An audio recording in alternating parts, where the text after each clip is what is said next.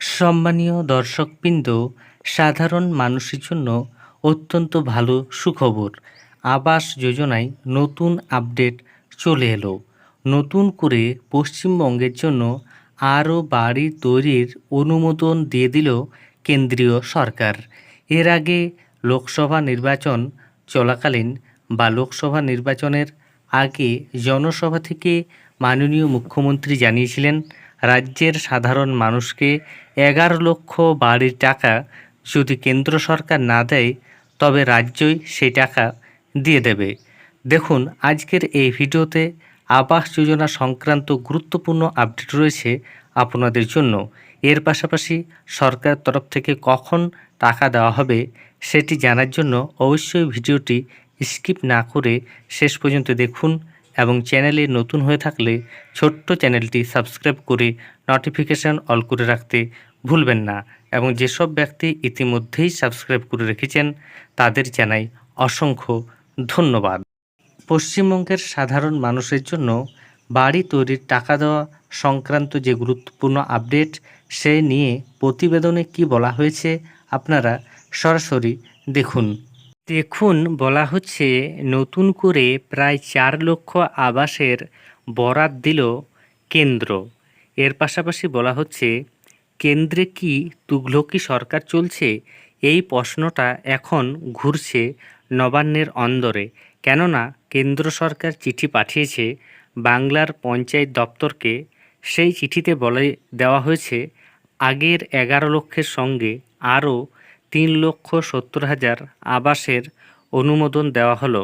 ফলে 2024-25 অর্থবর্ষের জন্য বাংলার মোট অনুমোদিত আবাসের সংখ্যা হলো 14,70,000। অথচ এই প্রায় 15 লক্ষ বাড়ি বানাবার টাকা কোথা থেকে আসবে সেটা একবারও জানানো হয়নি ওই চিঠিতে। এমনকি আগের 11 লক্ষ বাড়ির টাকা কবে আসবে সে বিষয়েও কোনো উচ্চবাক্য করা হয়নি। তাই চিঠির কথা শুনে রীতিমতো ক্ষুব্ধ হয়েছেন মুখ্যমন্ত্রী মমতা বন্দ্যোপাধ্যায়। ক্ষোভ ছড়িয়েছে রাজ্যের শাসক দল তৃণমূল কংগ্রেসের পাশাপাশি রাজ্যের প্রশাসনিক মহলেও।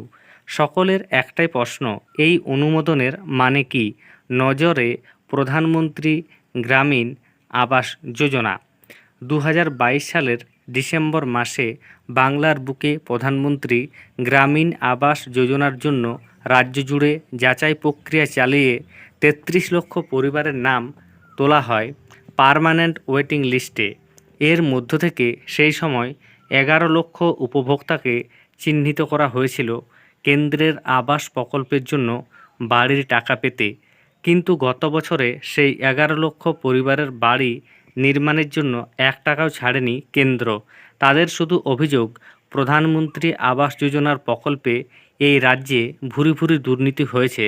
তাই যতদিন না দুর্নীতিমুক্ত তালিকা তৈরি করা হচ্ছে ততদিন টাকা পাঠানো বন্ধ থাকবে। যদিও এই দুর্নীতির প্রশ্নে তদন্তের জন্য কেন্দ্র সরকার বহু প্রতিনিধি দল পাঠিয়েছে, কিন্তু কোনো দলেই কোনো দুর্নীতির অভিযোগ তুলে ধরতে পারেনি, কিন্তু টাকাও আসেনি।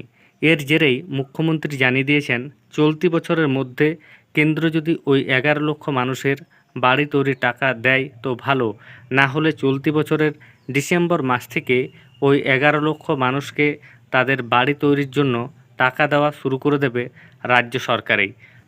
নবান্ন সূত্রে খবর, আগামী মাসেই নয়াদিল্লিতে প্রতিটি রাজ্যকে নিয়ে বসছে কেন্দ্রের গ্রামান্বয়ন মন্ত্রকের এক্সিকিউটিভ কমিটির বৈঠক।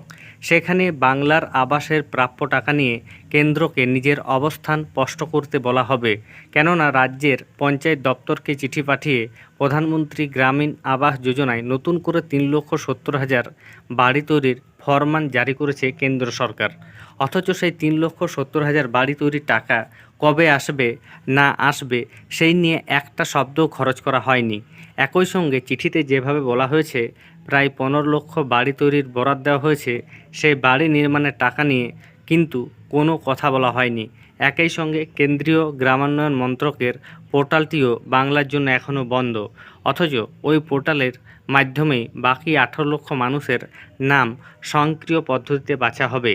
তাহলে বুঝতে পারছেন, নতুন করে 3,70,000 বাড়ি তৈরির অনুমোদন দিল কেন্দ্র সরকার এবং পশ্চিমবঙ্গে মোট প্রায় 15 লক্ষ বাড়ি তৈরি হবে এবং এই 15 লক্ষের টাকা যদি কেন্দ্র সরকার ডিসেম্বর মাসের মধ্যে না দেয় তাহলে রাজ্য সরকার নিজের তহবিল থেকে প্রথমে যে 11 লক্ষ বাড়ির অনুমোদন দেওয়া হয়েছিল সেই 11 লক্ষ বাড়ির টাকা সাধারণ মানুষকে ডিসেম্বর মাস থেকে দিতে শুরু করবে।